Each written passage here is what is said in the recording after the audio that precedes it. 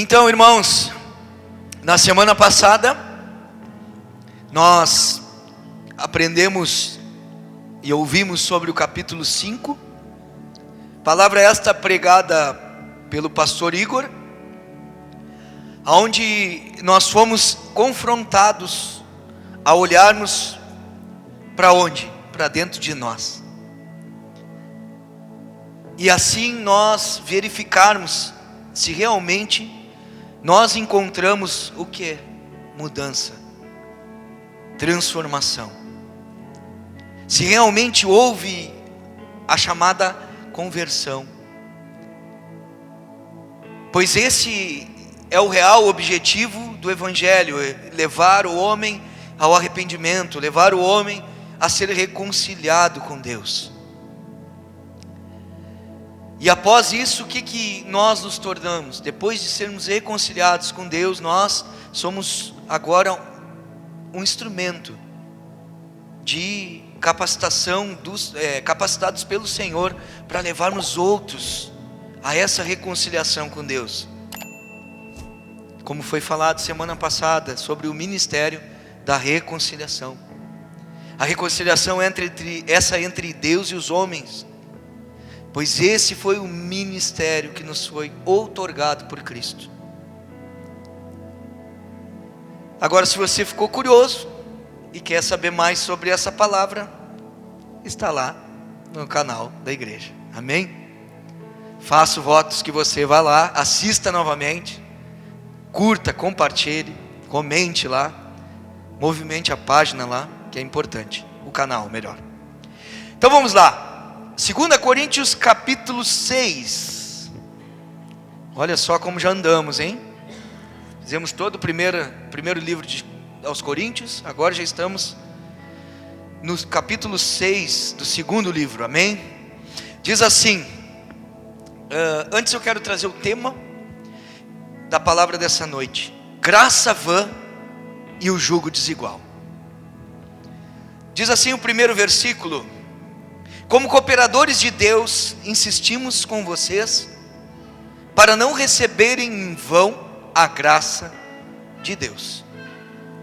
Em outra oportunidade, até aqui por enquanto, em outra oportunidade o apóstolo Paulo, ele já havia falado, eu não lembro agora, mas foi na primeira carta aos Coríntios, onde ele mesmo falava de não fazermos da graça de Deus vã. Então, a segunda carta, muitas coisas que foram trabalhadas na primeira, ele reforça elas na segunda. E o que eu acho interessante nisso é que, por muitas vezes nós como pastores, ou como pessoas que ensinam, ou que estão sempre num estudo, ou que estão muitas vezes à frente de um grupo, muitas vezes a gente acaba repetindo as mesmas coisas, a gente acaba reforçando as mesmas coisas. Da mesma forma que Paulo, coisas importantes que realmente a gente tem para a nossa vida como coisas fundamentais, que a gente quer passar aquilo e muitas vezes reforça para que as pessoas entendam. Então Paulo ele já começa aqui falando sobre essa graça vã. Só que aqui ainda ele está continuando a falar do que? Da sua responsabilidade. A responsabilidade de pregador, de verdadeiro pregador do Evangelho. Ele fala como cooperadores de Deus. Ele usa essa palavra. Essa palavra exortamos, que está aí na tua Bíblia, ela no grego, ela está falando, ela tem um sentido e um nome para Kalel. Ela também está em 2 Coríntios capítulo 5, versos 20. Quem é que tem a versão aí que fala sobre isso? Que fala sobre que usa a palavra exortamos. Tem alguém aí? Exortamos.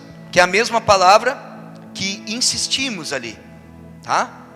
Então essa palavra no grego, ela tem um sentido de estimular as pessoas a reconciliar-se com Deus.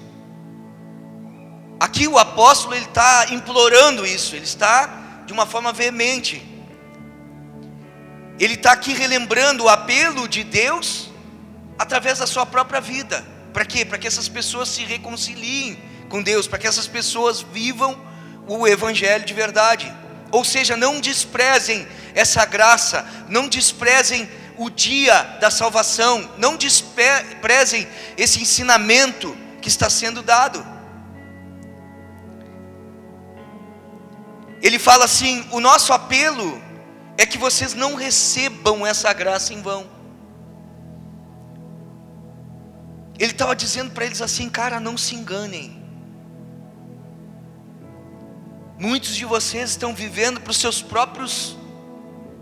próprio eu, para a sua própria vida.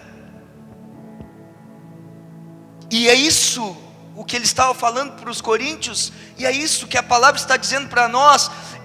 Quando nós vivemos da nossa forma, da nossa maneira, nosso bel prazer, no nosso entendimento de o que é certo e o que é errado, ou os nossos prazeres e vontades, estamos fazendo essa graça vã.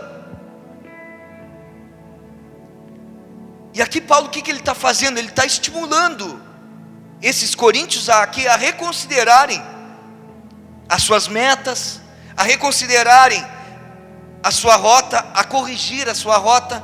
O que é a rota? A caminhada, aquilo que eles estavam, a forma que eles estavam vivendo, a recalcular, a analisar novamente como que eles estavam vivendo.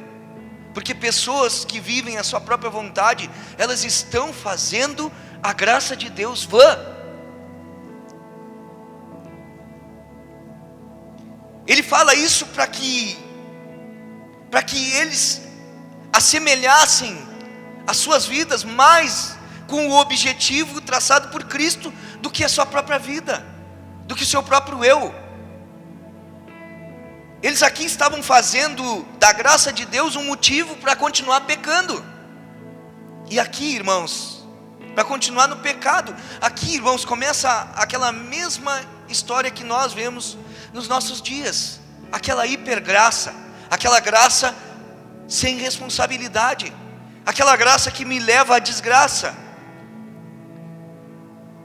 É isso que Paulo está falando. Ei, deixa eu falar uma coisa para vocês: se vocês viverem a vida de vocês, vocês estão o quê? Rejeitando essa graça. Vocês estão fazendo vã tudo aquilo que vocês têm ouvido, tudo aquilo que Cristo fez. Continuavam vivendo da mesma maneira, da maneira antiga, mostrando assim que a palavra de reconciliação estava sendo pregada em vão, ou em vão, perdão, agora me confundo toda hora. A graça de Deus aqui é a reconciliação, e ela foi fornecida de que forma? Por amor, pelo amor de Deus, por cada ser humano. E Paulo aqui está nos exortando a nos separarmos do pecado e vivermos uma vida centrada em Deus.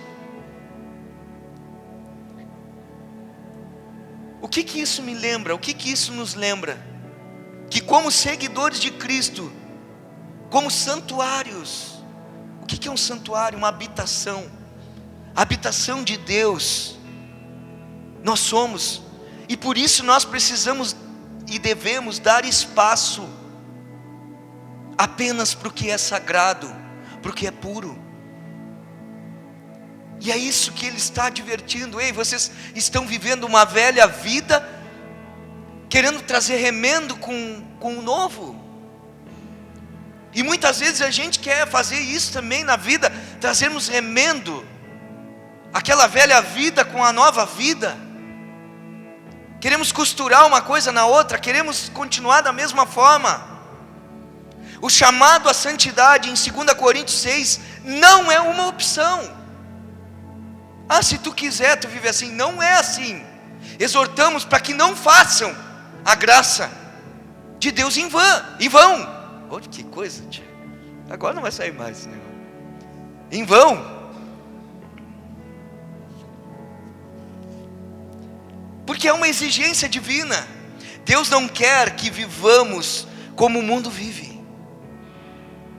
mas que sejamos diferentes e transformados pela sua palavra, pelo seu poder, pelo poder do Espírito Santo.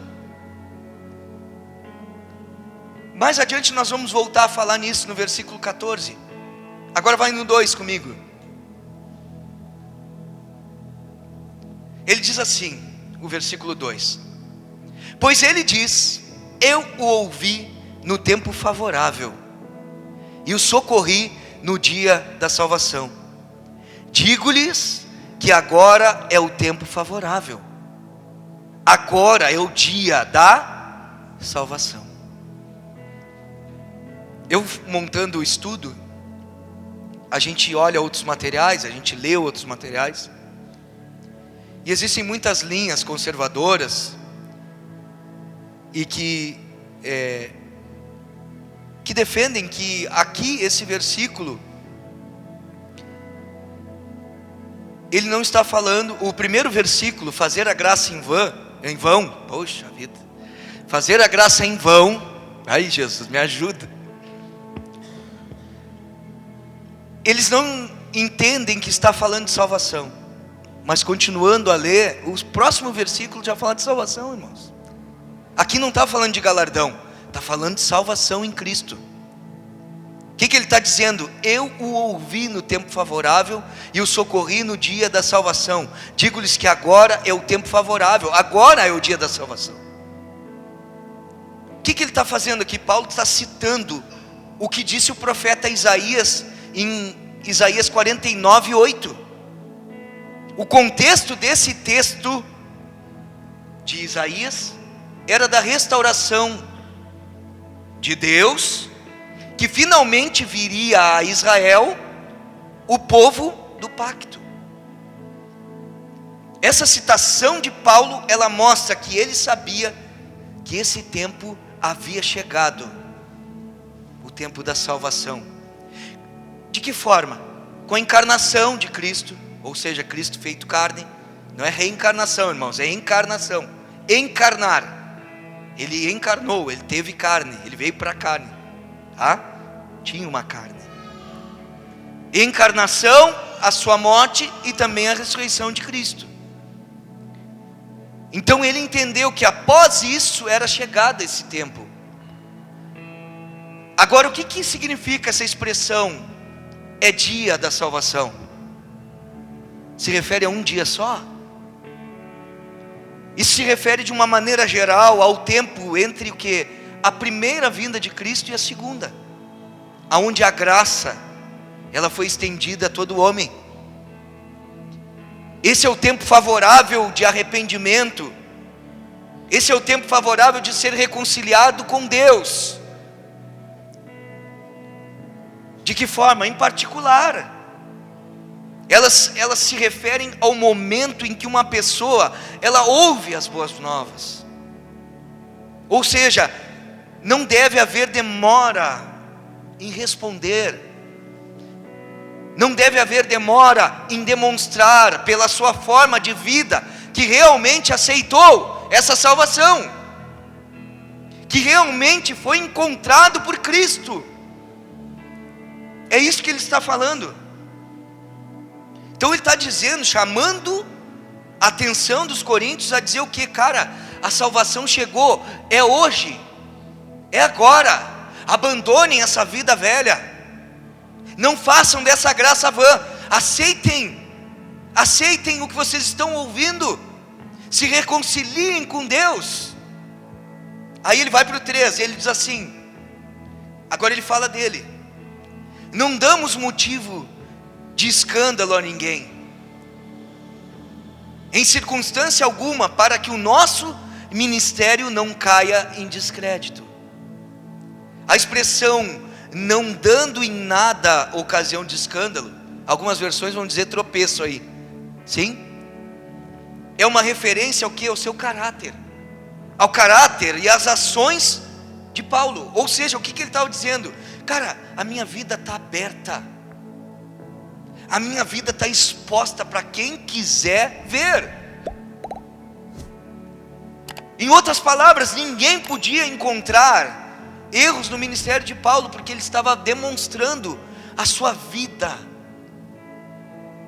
sua vida muitas vezes santa, a sua vida muitas vezes sofredora, e uma vida amorosa, irmãos, amando o seu próximo. Olha o 4,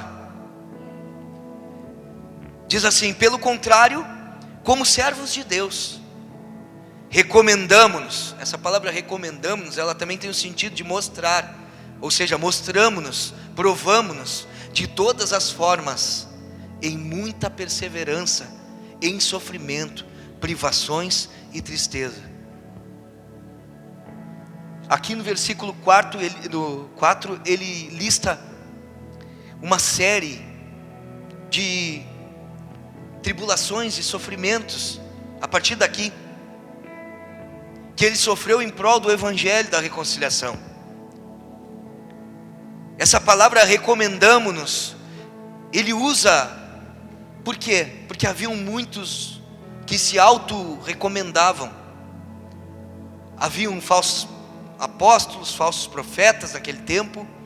Haviam pessoas ali no meio que chegavam dando carteiraço, se auto-recomendando, ou trazia recomendação para comprovar que eram os tais. Então por isso que Paulo usa essas palavras. Só que Paulo tinha uma diferença desses homens.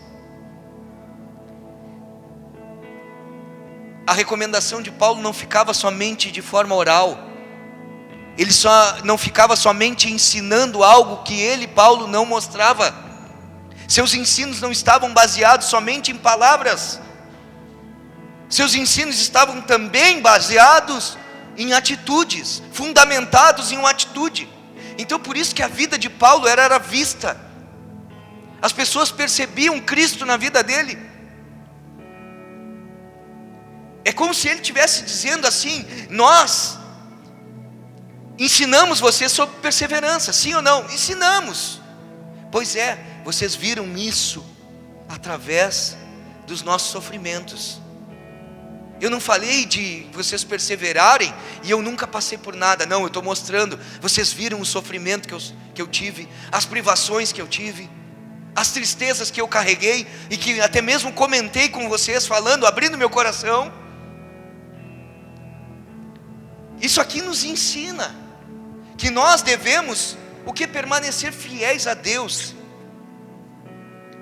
confiando na sua graça, durante provações, durante sofrimentos. E aqui vai a primeira coisa para nós, irmãos. Quantos de nós muitas vezes tem situações simples, enfrentam tribulações leves,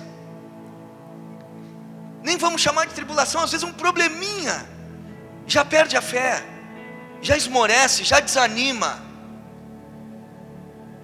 Ei, deixa eu falar uma coisa. Você, como alguém que carrega um ministério de reconciliação, você precisa ser exemplo para os outros. Eu preciso.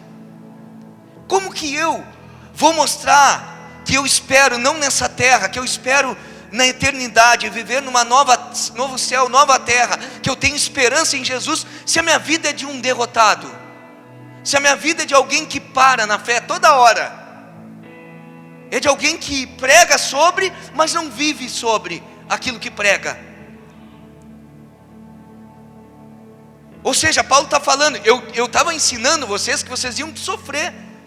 Eu falava que viver por Cristo é sofrer, mas eu não só falei, eu também mostrei na minha própria vida os meus sofrimentos, e como que eu perseverei, e como que eu continuei.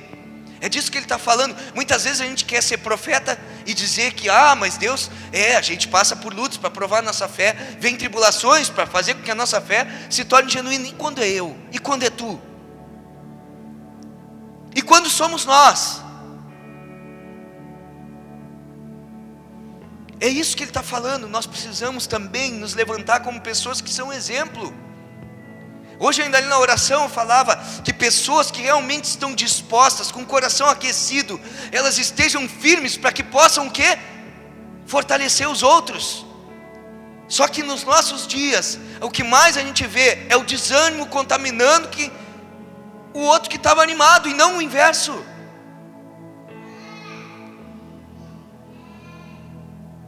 A palavra de Deus, ela continua sendo a mesma. A palavra de Deus continua sendo esperança.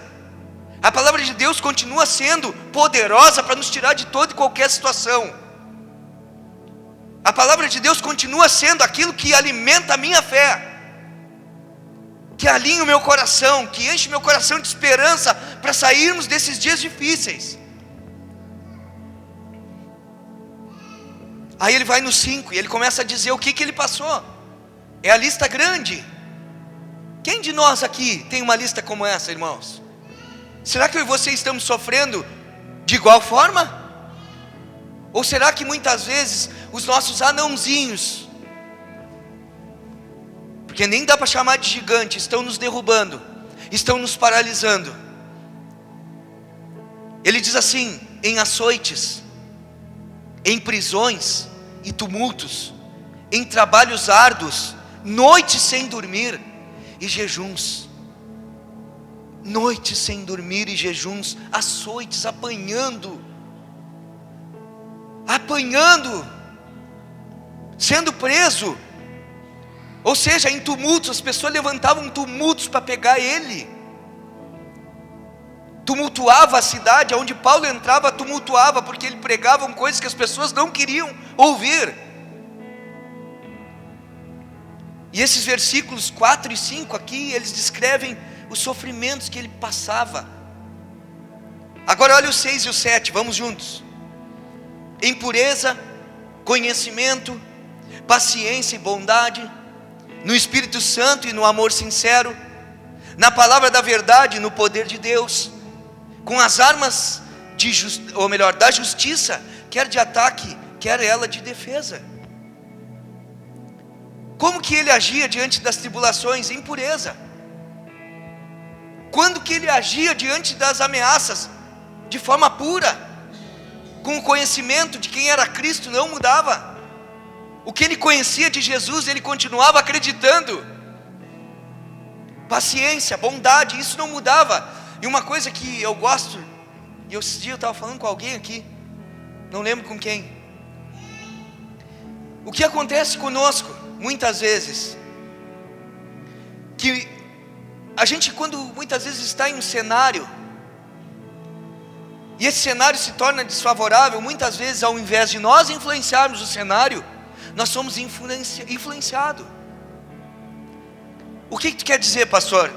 Eu quero dizer o seguinte: aconteceu uma situação comigo, eu lembro agora dela aqui, que nós estávamos no nosso período de férias, toda a família junto dentro de uma casa, e cada um tem o seu jeito, cada um tem as suas manias, cada um tem a sua forma. Uns são mais sorridentes, outros são mais fechados, uns dão um bom dia, outros não dão nem bom dia, nem boa tarde, nem boa noite.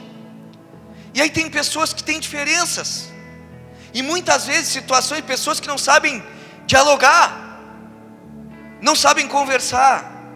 E às vezes isso, quando nós estamos em um ambiente que muitas vezes nos tira da nossa zona de confronto, muitas vezes mostra quem realmente ainda está adormecido aqui dentro, que é o nosso velho homem, que ele tenta se levantar. E aí eu estava saindo da bênção e eu fui orar, e o Espírito Santo falou para mim assim: tu não tem que sair da tua essência por causa de outros. Paulo não saía da sua essência, ele sabia quem ele era, independente da situação que ele estava vivendo, seja qual fosse a situação que ele estava enfrentando, ele continuava da mesma forma, expressando o mesmo homem de Deus, mantido na palavra da verdade, acreditando no poder de Deus. Aí ele diz, usando o que? Com as armas de justiça, quer de ataque ou quer de defesa. Ele enumera aqui vários sofrimentos, mas ele também coloca a forma de se portar diante dos sofrimentos. Eu estou sofrendo, mas como que eu e você nos portamos? Porque sofrer, todo mundo vai passar por sofrimento. Agora a diferença é como eu e você nos comportamos, e nos portamos em situações adversas. Uns não aguentam, uns vão para a carne, uns abandonam, uns esmorecem, outros continuam firmes, outros continuam convictos, outros não se deixam abalar, outros continuam confiando em Jesus. Então cada um vai responder de uma forma.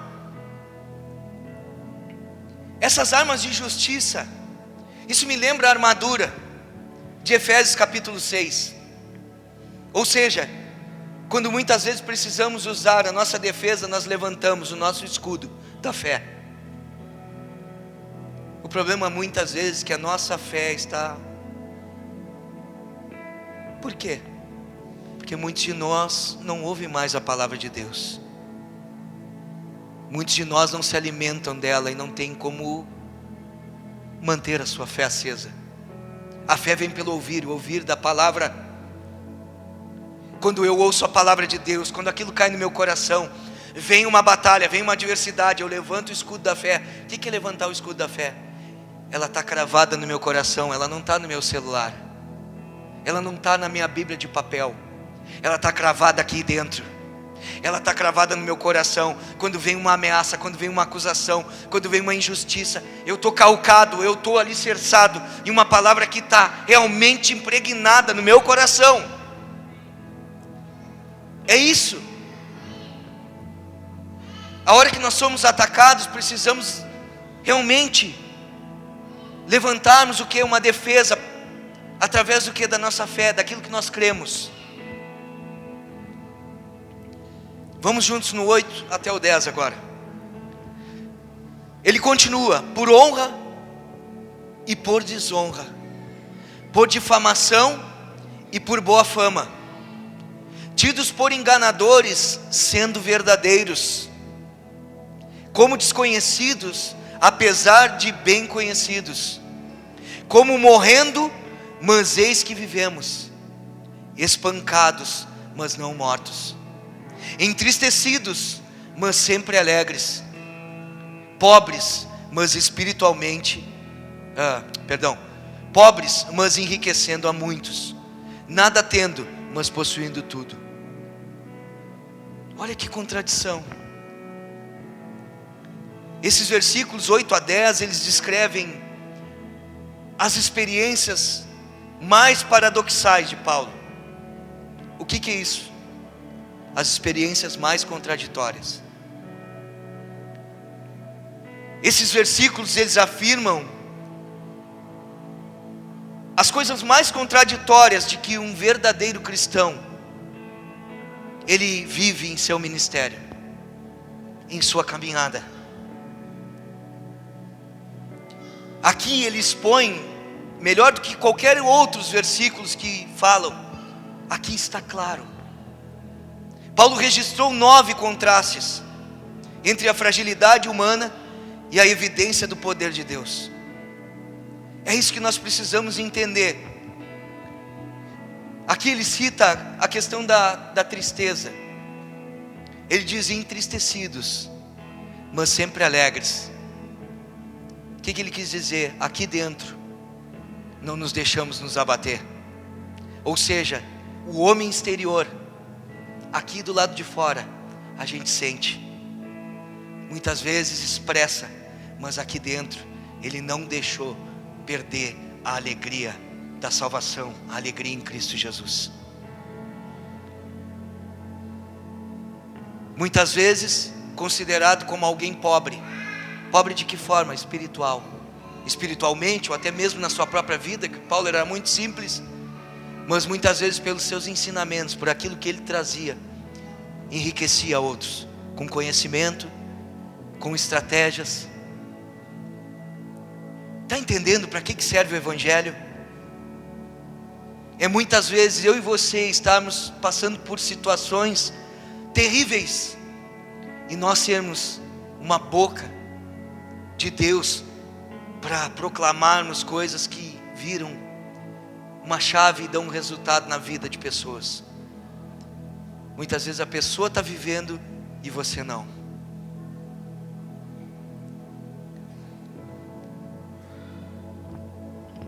Esse paradoxo, ele é difícil de nós entendermos. Pessoas tratavam Paulo como desconhecido. Já pensou? pessoas nos tratarem de forma que, como se não nos conhecessem. Paulo andava no meio deles, mesmo sendo conhecido, esnobavam dele, zombavam da presença, não estavam nem aí para ele. É isso que está falando aqui. Há uma contradição no lado externo e aquilo que está aqui dentro, esse renovo, porque nós somos vasos de barro que carregam um grande tesouro, que é o Evangelho, que é a presença de Cristo Jesus. Olha o 11, o que fala? Falamos abertamente a vocês, coríntios, e lhes abrimos todo o nosso coração. A vida e o ensino de Paulo, eles eram um livro aberto. Ele não tinha intenções ocultas, escondidas. É como se Paulo estivesse falando para eles assim: eu uso toda a liberdade e essa abertura que eu tenho de falar com vocês como meus amigos amados. Por isso que ele apresenta aqui, ó Coríntios, ou seja, o aumento de seu coração em direção a eles. Ele expressou sem reservas de que seus sentimentos mais íntimos estavam sendo realmente demonstrados, estavam sendo visíveis. Paulo não escondeu as suas lutas, as suas adversidades, aquilo que ele estava passando. Os coríntios perceberam e viram aquilo. Até mesmo um momento de grande tristeza que Paulo passou, quando ele desistiu de voltar até Coríntios novamente para estar com os irmãos, como nós falamos aqui nos capítulos anteriores. O que isso nos ensina? Como que um homem sem amor, ele é estreito de coração, ele não é alargado, ele não tem o que? Realmente coração alargado seria de alguém que realmente tem um coração amoroso, extenso em amor. Um coração de um homem que não ama, ele é estreito, ou seja, perde rapidamente esse amor, já se ira, se irrita, já perde a misericórdia. O apóstolo, ele tinha um coração alargado, ampliado pelo amor, de modo a demonstrar amor aos coríntios, mesmo em meio às suas muitas falhas. Aqui, irmãos, hoje ainda a pastora abriu o culto aqui dizendo sobre isso. Você tem um coração alargado para aquele que você ama, mas Paulo, ele tinha um coração alargado para todos. Paulo tinha um coração alargado para os coríntios que fizeram tanto mal para ele. Ei, isso mesmo que você pensou, pessoas que te fizeram mal, como está o teu coração? Teu coração se estreitou para ela ou seu coração se alargou?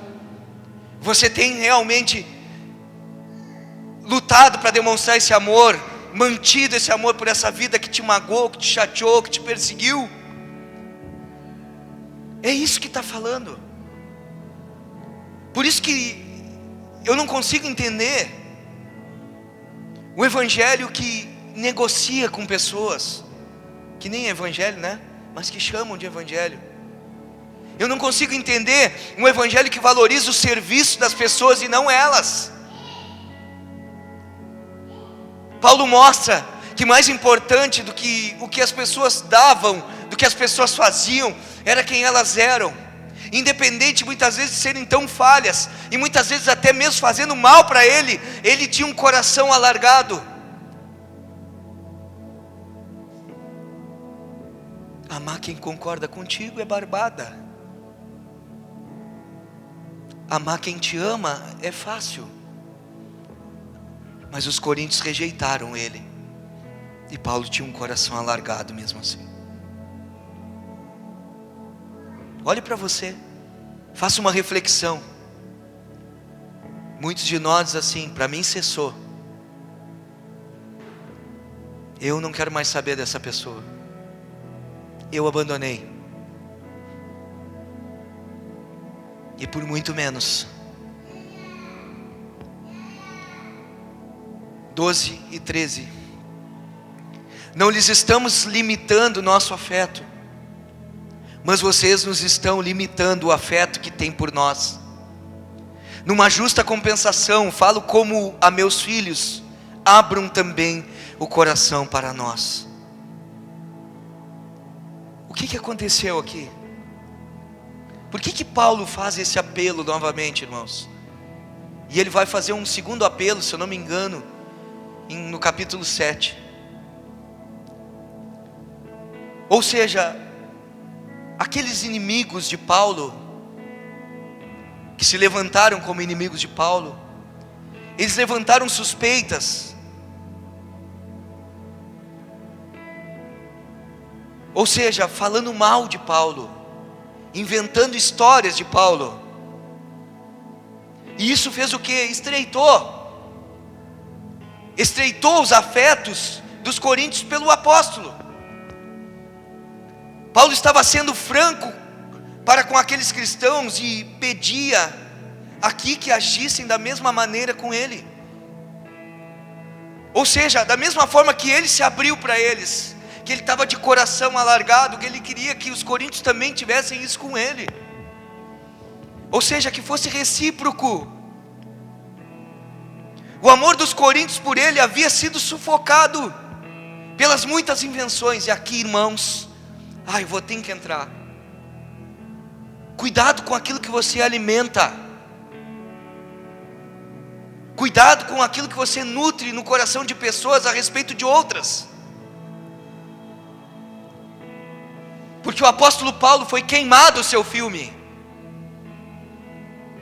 com uma denominação, por causa de alguns que começaram a disseminar coisas, a falar mal do apóstolo, a colocar em xeque a sua integridade, a colocar em xeque o seu apostolado, a inventar até mesmo que, como que um homem que se diz ser de Deus, como que um homem que se diz ser cheio do Espírito Santo, aonde ele vai, ele é perseguido, ele é apedrejado, ele é expulso, ele é escorraçado, ele é açoitado, ele é preso. Eram essas acusações falsas. Quantas vezes, irmãos ficam com algo no coração porque ouviram algo de uma pessoa que ouviu de uma outra boca, porque nem conhece, nunca sentou, nunca teve comunhão, nunca teve intimidade, nunca teve mesa, e tem uma opinião, e já tem algo no coração, já um pé atrás com aquela pessoa. Por causa de quê? De palavrinhas, de raposinhas. Paulo desejava que eles fossem abertos e amorosos para com ele, assim como o apóstolo fora para com eles. E isto é o que Paulo era como um pai. Ele era como um pai com os filhos, para com os filhos desobedientes, que esses coríntios eram. Agora aqui, irmãos, quero pedir a atenção de todos aqui. Daqui em diante, irmãos, é o cerne da palavra. Do 14 até o 16 eu vou ler. Diz assim a palavra de Deus. 14. Não se ponham em julgo desigual com descrentes, pois o que tem em comum, ou seja, a palavra comum, ela também significa sociedade, pois o que tem em sociedade, tem algumas versões que dizem isso, a justiça e a maldade, ou que comunhão pode ter a luz com as trevas, que harmonia entre Cristo e Belial, o que há de comum entre o crente e o descrente, que acordo há entre o templo de Deus e os ídolos, pois somos santuário do Deus vivo. Como disse Deus, habitarei com eles, e entre eles andarei, serei o seu Deus, e eles serão o meu povo. Olha só, olha o uso que Paulo faz do termo jugo desigual. Esse jugo desigual, preste atenção, ele foi retirado não da cabeça de Paulo, ou de uma invenção. Ele é retirado do livro de Deuteronômio, capítulo 22, versos 10. Onde os israelitas, eles são instruídos a não colocar bois e jumentos juntos no arado. O boi era considerado um animal puro, mas o jumento não. Isso está lá em Deuteronômio 14, do 1 ao 8. Além disso, a partir de um ponto de vista prático, os dois animais tinham tamanho, natureza e estilo de trabalho diferentes. Preste atenção. Um jugo é uma peça de madeira que une os animais para trabalharem juntos. É um aparato de madeira que une os dois, para eles trabalharem juntos, arando a terra ou puxando uma carroça. Assim, os dois trabalham em sintonia, partilhando o peso. Um jugo desigual distribui o peso de maneira errada, e acontece quando os animais são muito diferentes em seu tamanho e suas capacidades. Agora, o contexto de Corinto.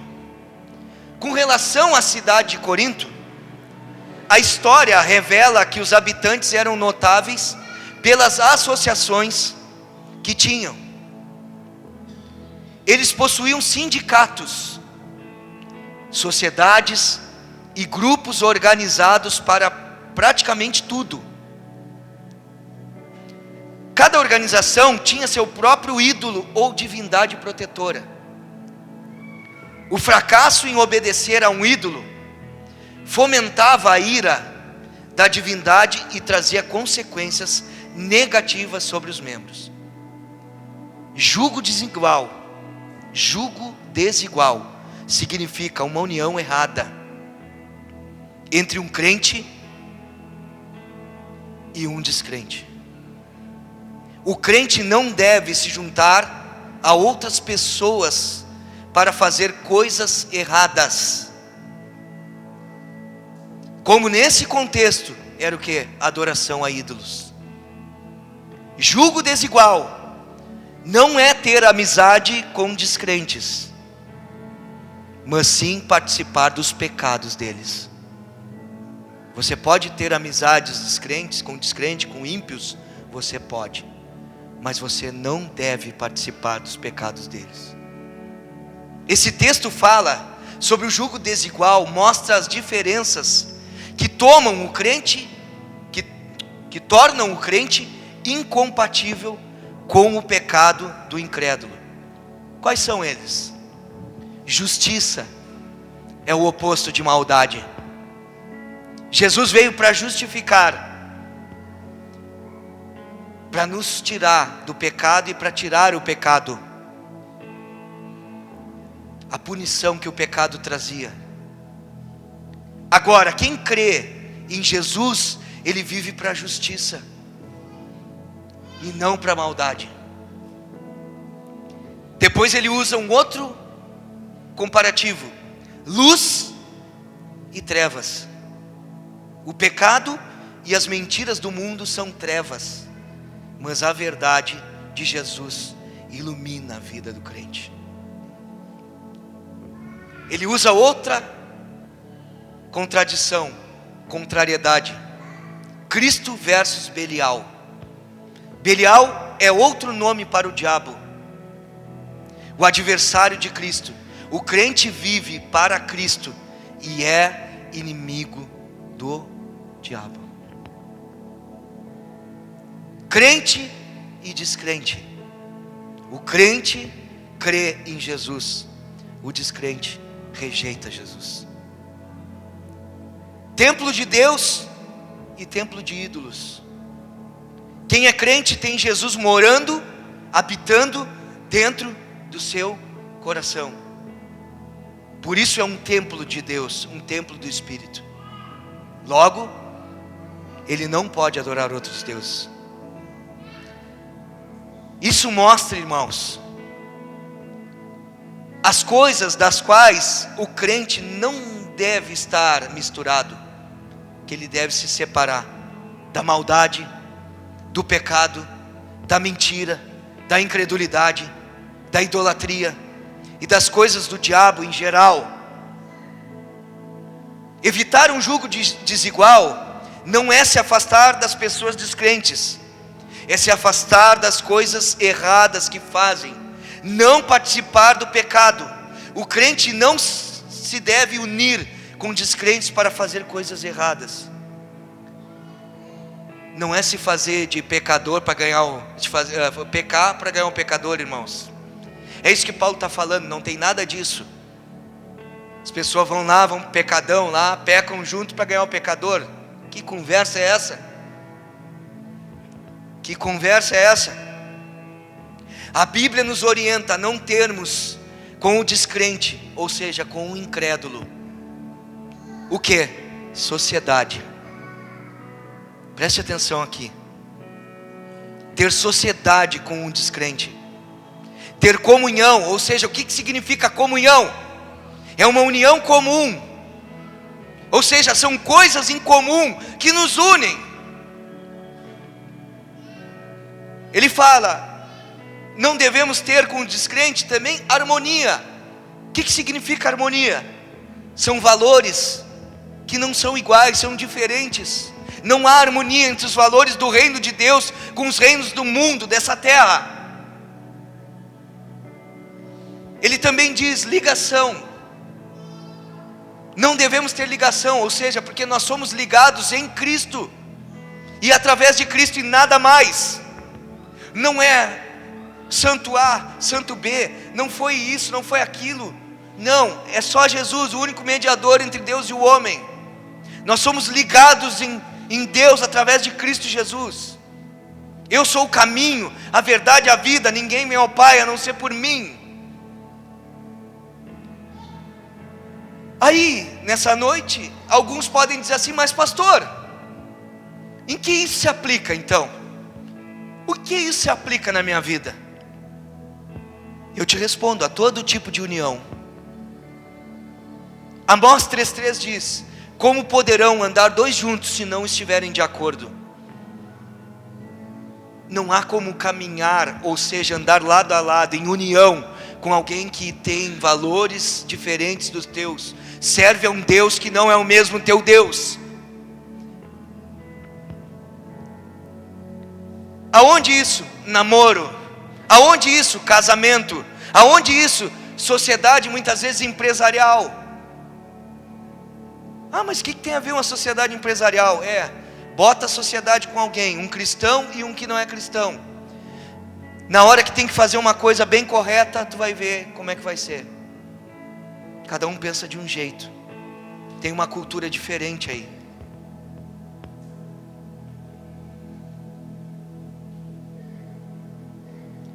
Só que alguns aqui podem vir com aquela frase, e já deve estar na cabeça de alguns aqui. Mas eu sei de casamentos, eu sei de sociedades empresariais, eu sei de namoros, de crente com descrente, que deu certo. Pois é, essa é uma exceção, e não é uma regra. Vou te citar um exemplinho para te entender. Tem tudo para dar errado, né? E a gente vai lá, tem 10 aviões, 9 deles estão com um motor que vai parar quando ele subir lá em cima, e só tem um bom. Tu vai querer arriscar para ver se tu pega o bom? Sim ou não? Assim é.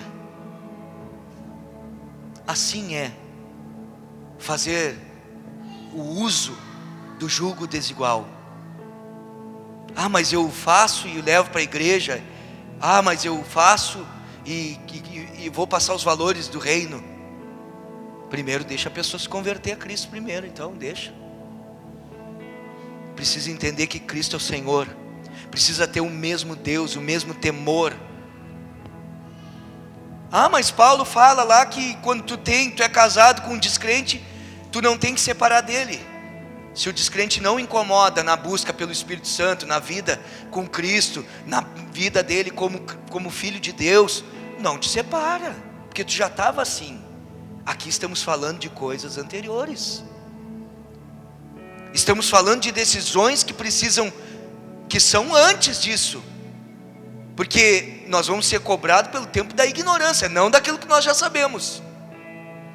Tem muitos que se querem fazer-se de ignorante para não ter consequência, vai ter. Ignorância é o tempo que a gente não sabia o que era certo e o que era errado. Agora que se sabe, toma outra decisão.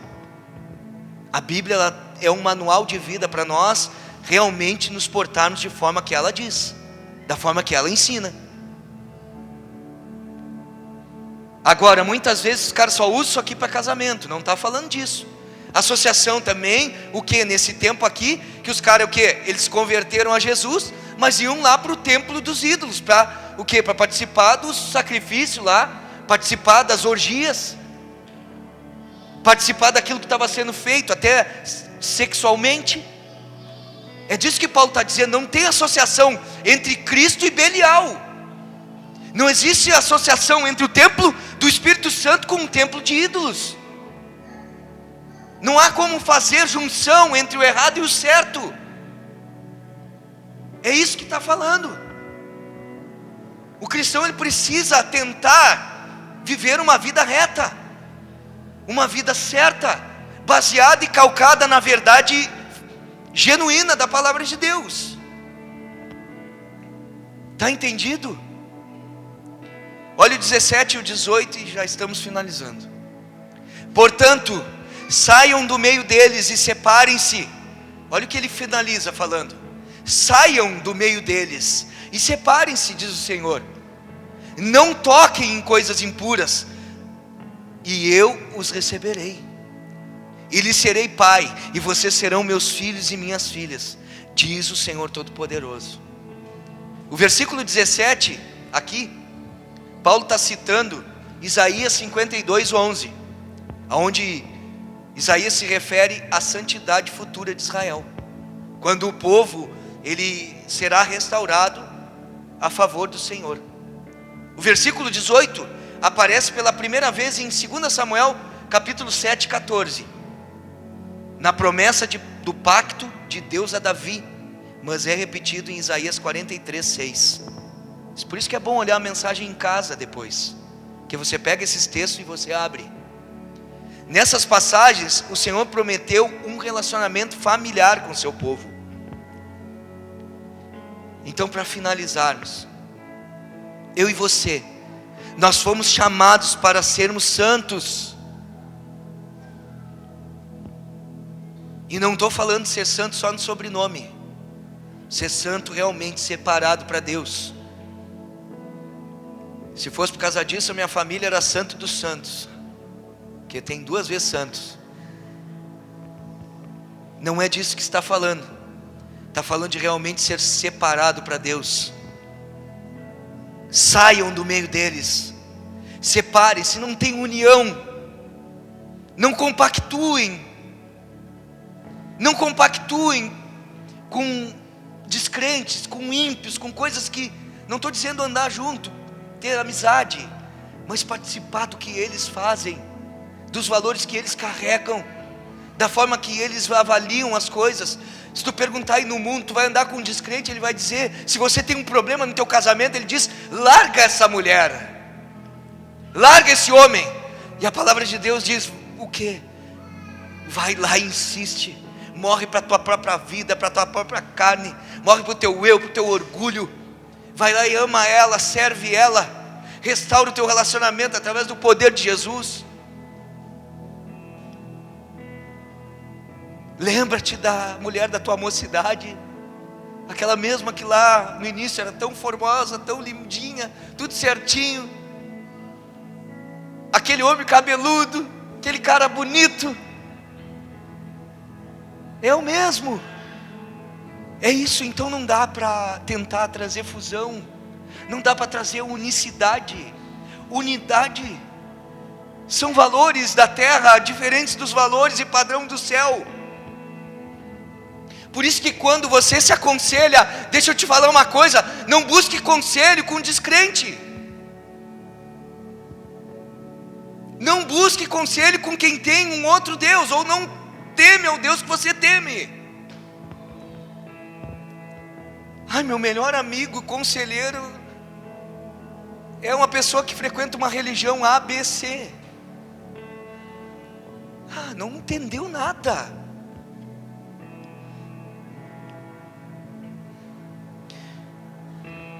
Saiam do meio deles, separem-se, não tenham união, pois temos por Pai o Senhor Jesus. Ele é a melhor companhia, Ele é o nosso amigo fiel, Ele é o Paráclito, Ele é o companheiro, Ele é. Não precisamos de doutrinas que afaguem o nosso ego, irmãos, e muito menos que afaguem os nossos erros, que mascarem eles. Não precisamos. Nós devemos nos afastar daquilo que nos separa de Deus,